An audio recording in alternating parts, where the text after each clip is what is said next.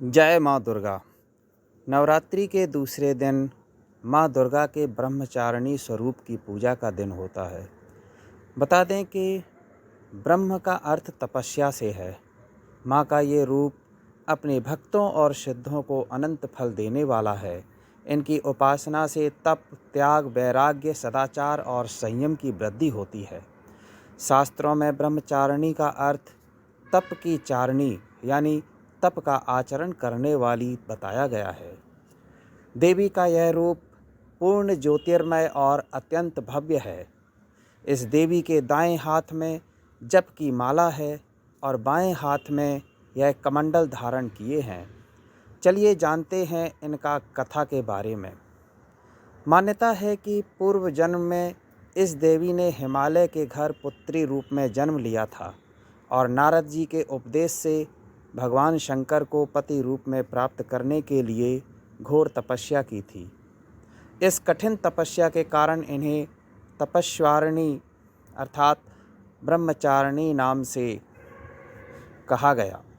1000 वर्ष तक इन्होंने केवल फल फूल खाकर बिताए और 100 वर्षों तक केवल जमीन पर रहकर शाक व निर्वाहन किया।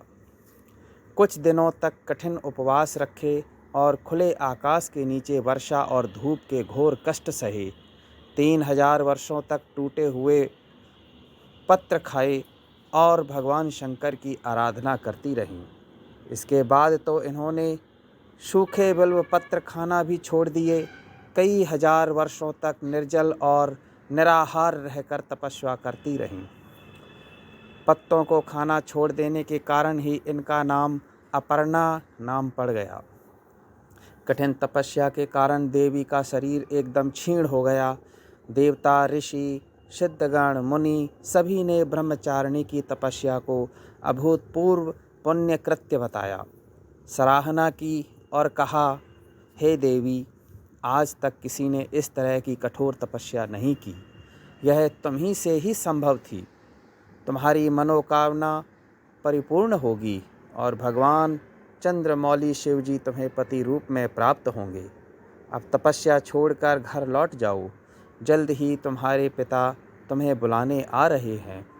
माँ ब्रह्मचारिणी देवी की कृपा से सर्व सिद्धि प्राप्त होती है। दुर्गा पूजा के दूसरे दिन देवी के इसी स्वरूप की उपासना की जाती है। जय माता दी।